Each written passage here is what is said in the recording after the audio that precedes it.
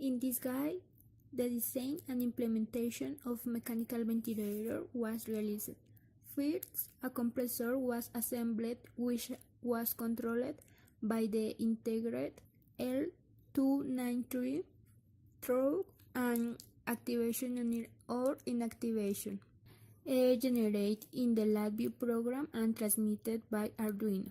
The solenoid valve was the control of a relay which enabled the valve to be changed, and finally the pressure is received by the MPX 5050 sensor.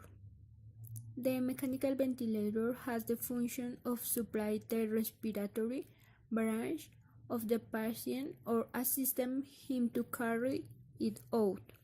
For our design, the lung is represented by the red pump.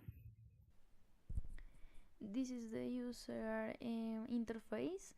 It has two ventilation modes, a self-test, pressure and volume graphs, and three visual arms. At this moment, the machine is turned on and the auto test is performed. First, evaluate the connection of the sensor, then the operation of the valve, and finally the indication of the three alarms. In this case, it is correct for all three parameters. Okay, the machine is ready for use. At his point, the pressure sensor is switched off to demonstrate the operation of the auto test. And when you turn the auto test on again, you see how the red LED lights up, indicating there are faults. Since two of the autotest parameters don't work, then the indicator that prevents the machine from operating is turned on.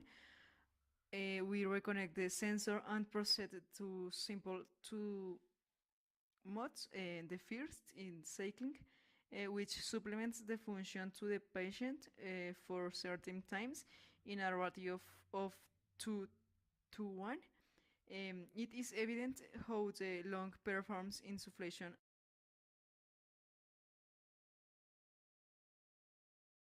and the graphs of flow and pressure are present at the interface.